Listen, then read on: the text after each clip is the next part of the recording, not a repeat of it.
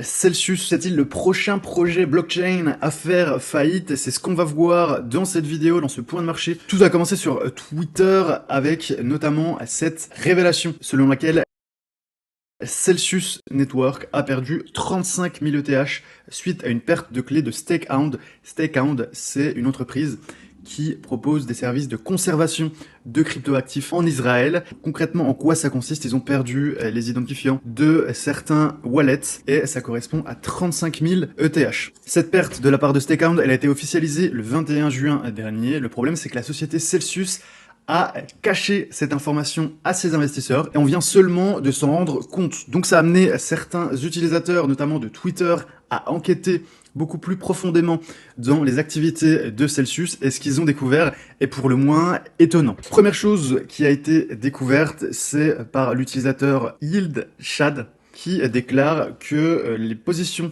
de Celsius sur Ethereum ne seraient liquides qu'à hauteur de 27%. C'est-à-dire que seulement 27% des Ethers détenus par Celsius sont accessibles actuellement. Le reste, ils sont sous forme d'Ethereum synthétique, ce qu'on appelle du STETH, et de l'ETH. 2, c'est le token de la prochaine version de la blockchain Ethereum qui n'est pas encore sortie. Donc ces deux autres crypto-monnaies, elles sont bloquées dans un contrat. Ça correspond à 73% des Ethereum détenus par Celsius qui ne sont pas du tout accessibles pour le moment. C'est-à-dire qu'en cas de retrait des utilisateurs de ces ETH, Celsius ne serait pas en mesure d'honorer la position de ses clients. Autre chose assez surprenante, c'est le recours à l'emprunt généralisé par l'entreprise. L'entreprise n'emprunte pas uniquement pour investir, non. L'entreprise Celsius apparemment recourt à l'emprunt pour honorer les retraits de ses clients.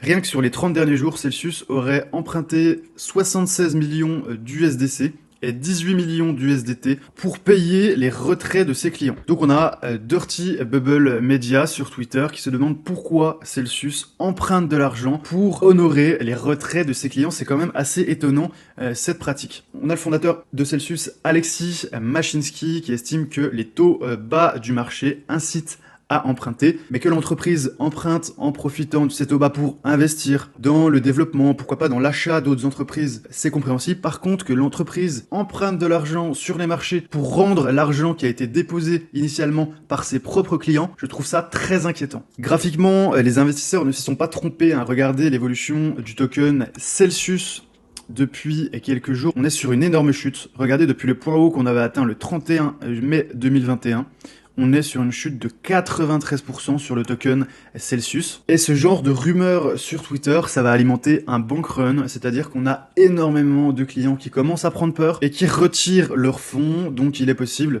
que Celsius continue d'emprunter de l'argent jusqu'au moment où ils ne pourront plus emprunter de l'argent, que la panique aura gagné les investisseurs particuliers, et il est fort probable que Celsius connaissent un destin à la Luna, connaissent une faillite dans les prochaines semaines, voire dans les prochains mois. Autre nouvelle assez inquiétante, on a l'USDT qui a perdu 88% de sa valeur uniquement sur le bridge Evo DeFi. Calmez-vous, ce n'est pas partout que cette chute a eu lieu, c'est uniquement sur un protocole reposant sur Oasis. Pour l'instant, le scénario le plus probable, ce serait que l'entreprise Evo DeFi soit partie avec la caisse du stablecoin parce que le pool de liquidité a dégringolé de plus de 40% en l'espace de seulement 24 heures, passant d'environ 215 millions de dollars à seulement 62 millions à l'heure actuelle, sans raison apparente. On a l'USDT qui tient son peg sur les autres plateformes. Donc pour l'instant, le scénario le plus probable, c'est ce qu'on appelle un rug pull. Apparemment, l'équipe d'Evo DeFi serait partie avec les liquidités. La réponse de Telegram au fameux trade qui a fait peur à toute la cryptosphère d'un utilisateur qui prétendait avoir réussi à trouver une faille dans Telegram et qui avait accédé à de nombreux groupes et qu'il allait révéler de nombreux scandales, notamment des rug pulls, des arnaques, des assassinats. On a beaucoup de personnes qui ont pris peur. Il faut savoir que ce compte Twitter, il est passé de 0 à 36 000 followers en une seule nuit. Il a aussi reçu de nombreux dons. On a peut-être des gens qui ont pris peur, qui ont envoyé de l'argent via Twitter. Vous savez, peut-être il est possible désormais d'envoyer de l'argent, de faire des dons sur Twitter. Et donc on a beaucoup de gens qui ont pris peur, alors que pour l'instant il n'y a pas grand-chose. Surtout qu'à la fin de son post, ce qui est très étonnant, c'est qu'il parle d'une certaine archive et d'un contrat avec lequel il faudrait interagir. Je vous en ai parlé hier. N'interagissez surtout pas avec ce genre de contrat. Pareil, n'ouvrez pas n'importe quelle archive sur votre ordinateur. Il est tout à fait possible que ce soit un virus qui ensuite puisse complètement vider vos comptes, prendre toutes vos informations. Donc faites très attention aux liens sur lesquels vous cliquez, faites attention aux contrats avec lesquels vous interagissez sur votre MetaMask. Et pareil, ce que vous téléchargez, que ce soit des archives, que ce soit des fichiers exécutables, faites très attention, surtout dans cet univers de la crypto-monnaie. Il y a énormément de personnes mal intentionnées. Donc je rappelle ce tweet très intéressant qui prend un peu de recul de Adding Nobody qui dit justement que pour lui ce n'est pas forcément du bullshit, mais qu'il faut attendre que certains développeurs, que ce fichier, s'il sort, hein, parce que pour l'instant ce ne sont que des spéculations, que ce fichier soit inspecté et de ne pas vouloir à tout prix cliquer dessus, et de ne pas subir ce genre d'informations sensationnelles. C'est comme ça que vont vous manipuler les hackers, c'est avec du sensationnel, avec des révélations, avec des choses pourquoi pas qui vous touchent personnellement. Faites attention. Allez, un article un peu plus positif avec les tokens Metaverse en hausse de plus de 400% cette année, malgré le bain de sang sur les altcoins. Les plus grosses hausses, elles viennent de Decentraland avec son token Mana en hausse à 41%, Sandbox 470%, Axie Infinity 511% et Steppen 746%. Donc on le voit, même si on a un marché qui est dans le dur, on a certains secteurs qui surperforment largement le Bitcoin. Voilà pourquoi il ne faut pas se laisser trimballer par les émotions des médias, trimballer par l'ambiance actuelle. Regardez, sur un an glissant, Bitcoin moins 13%, ETH moins 25%, tout ce qui est Layer 1 moins 41%, DeFi moins 72%. C'est vraiment la DeFi le gros perdant de cette période. Tout ce qui est token d'exchange, je vous en ai parlé, les tokens d'échangeurs centralisés, c'est clairement un super placement. Ce n'est pas un conseil en investissement, mais ça surperforme le Bitcoin depuis 2015. Et les chutes sont moins importantes que le Bitcoin. Donc intéressez-vous à ces fameux tokens d'échangeurs centralisés. Il y a BNB, il y a Leo. Regardez un petit peu tous les gros échangeurs et vous allez voir que la plupart ont des tokens et regardez comment ils se comportent, c'est hyper intéressant. Et on l'a vu, Metaverse, quasiment 400% à plus 395%. Les meme coins aussi prennent très cher, à moins 72%. Donc voilà, des thématiques intéressantes, Metaverse et Exchange. La bonne nouvelle institutionnelle du jour, elle nous vient de PayPal qui libère le Bitcoin et l'Ether d'après le journal du coin. Depuis hier, PayPal a annoncé le déploiement de nouvelles fonctionnalités pour les utilisateurs de l'application crypto. Désormais, il est possible de transférer des crypto-monnaies entre le portefeuille PayPal et d'autres portefeuilles. Et c'est pas uniquement disponible pour les Américains, c'est disponible mondialement. Donc c'est génial, ça va attirer beaucoup de personnes. Il faut savoir que PayPal, ça rassure les gens, c'était utilisé surtout sur eBay au début, mais il faut savoir que PayPal avantage énormément le consommateur, surtout en termes de remboursement. Donc ça rassure beaucoup de gens. Quand vous allez sur un site un petit peu douteux, que vous voyez que vous avez un bouton PayPal, ça incite les gens à acheter. Donc si ça peut ramener de la confiance dans cet univers crypto, c'est une très bonne chose, ce lancement de PayPal dans les crypto-monnaies. Binance Labs à la conquête de PancakeSwap, c'est un fonds qui a été lancé par Binance, qui a pour projet de racheter notamment PancakeSwap, qui est le principal échangeur décentralisé de la Binance Smart Chain. PancakeSwap, c'est quand même 18 milliards de volume chaque mois. Par contre, son token est vraiment dans le dur. Le problème du cake, c'est c'est un token qui est très inflationniste. Il y a énormément de création de tokens. Donc depuis le point haut qu'on a eu en avril 2021, on a une chute de 90% du cake. Le jour où on aura beaucoup moins d'émissions de cake, où on aura beaucoup plus de burn, c'est-à-dire de destruction de tokens, peut-être que ce token cake repartira. Pour le moment, je suis vraiment toujours baissier sur le cake. Regardez en plus graphiquement, on a cassé un gros niveau, le niveau des 10, juste ici. On est venu redescendre, on a tapé sur cet ancien support qui est désormais une résistance et on revient par le bas, c'est très baissier le cake. Ripple qui enchaîne les partenariats, ils sont en train de sortir la tête de l'eau après ce procès d'1 an et demi contre la SEC. Ils sont désormais en charge d'assurer les transactions effectuées par NewPay, c'est en Lituanie. L'objectif de Ripple, c'est de remplacer SWIFT, c'est-à-dire d'imposer un nouveau standard dans les transferts bancaires internationaux avec des virements très rapides et très peu coûteux. Donc on comprend un peu mieux le nombre d'ennemis qu'ils se sont fait depuis leur début. Pour l'instant, le procès contre la SEC était complètement bidon, ça leur a fait quand même perdre beaucoup d'argent, mais le dossier est complètement vide.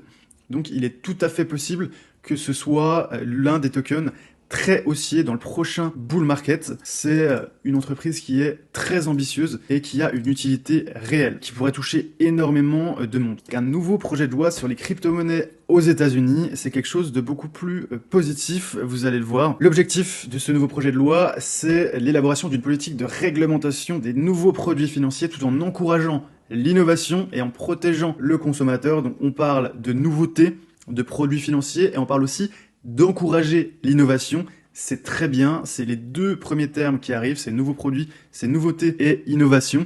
Ensuite, protection des consommateurs, c'est génial, ça va dans le bon sens. Il faut voir ce que donne ce nouveau projet, mais en tout cas, il se rapproche beaucoup plus de la mentalité américaine d'encouragement de l'innovation. Pour l'instant, c'est surtout les gros lobbies bancaires qui faisaient pression pour réguler et pour réduire l'importance de ces crypto-monnaies. Il est tout à fait possible qu'au final, ce soit plutôt l'innovation qui l'emporte aux États-Unis. Et ce serait une excellente chose pour l'ensemble de l'écosystème. Du côté de Twitter, il y a ce tweet de Pi qui m'a bien fait rire, qui nous explique que le NFT qu'il a acheté, qui valait 1 Ether, ne vaut plus 1 Ether, qu'un Ether ne vaut plus 4000 $, et que 4000 $ ne valent plus 4000 $. On voit qu'à cause de cette volatilité sur les marchés, et aussi à cause de l'inflation, toute notre échelle de valeur est en train d'être remise en question. Donc ça m'a fait très rire. Puis je vous invite à le suivre. C'est un petit influenceur américain, mais qui a des posts assez bien trouvés en général. Grégory Raymond qui annonce que la France lance un fonds d'investissement consacré au Web3 doté de 100 millions d'euros, soutenu par BPI France. C'est un bon début, c'est pas des sommes qui sont énormes comparées au secteur. 100 millions d'euros, c'est 2 à 3 levées de fonds dans ce secteur de projets intéressants. Mais on voit que la démarche est à saluer, c'est intéressant. On a quand même, en termes de gouvernement en France, quelques décisions qui peuvent être intéressantes parfois concernant l'innovation et l'économie. Concernant le Fear and Greed Index, on remonte, on est à 17. Le mois dernier, on était à 11, donc on est en train petit à petit de sortir de cette extrême peur dans laquelle on est plongé depuis maintenant plus d'un mois. Sur 24 heures glissantes, petite correction haussière, plus 3% pour le Bitcoin, plus 3% également pour Ethereum, BNB 4%, Cardano 5,5%, XRP 1%,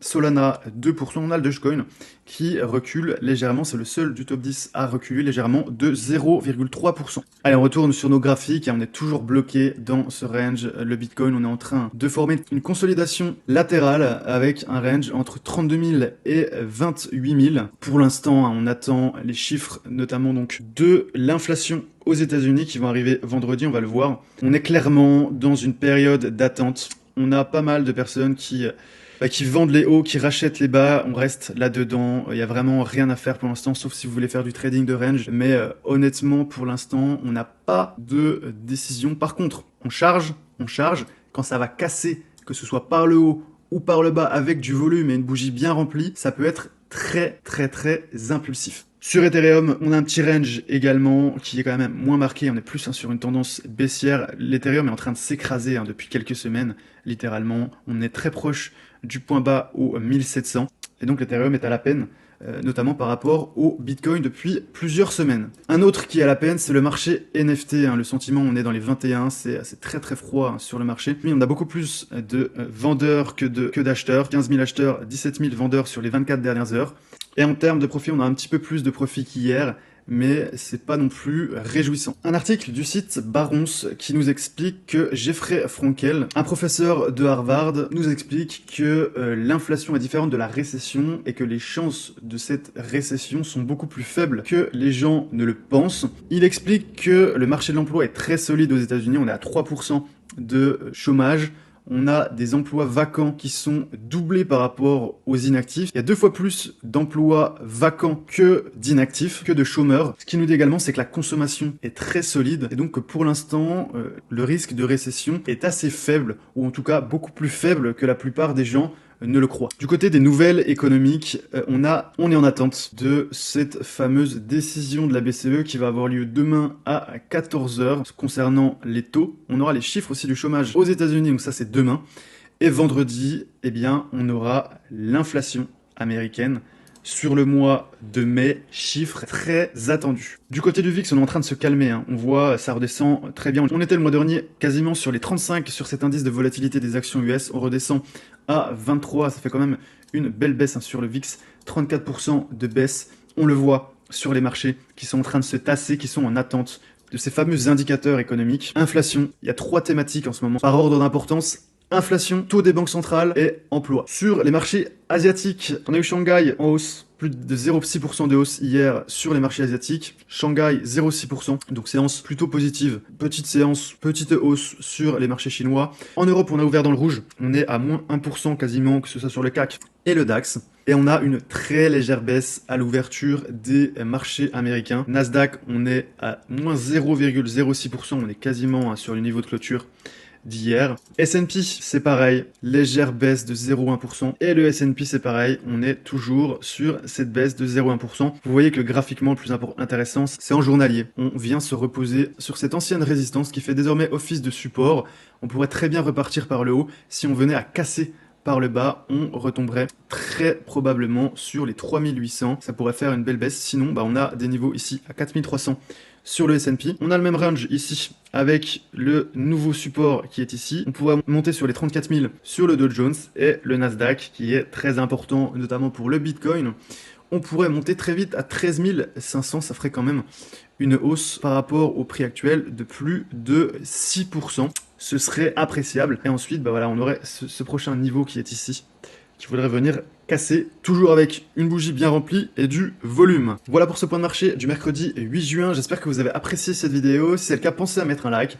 Pensez aussi à vous abonner si ce n'est pas encore le cas et à télécharger le cadeau qui est la formation, le guide pour investir en période de crise. Vous avez aussi une autre vidéo qui vous est conseillée par YouTube si vous avez envie de continuer. Et moi, je vous dis à demain pour un prochain point de marché.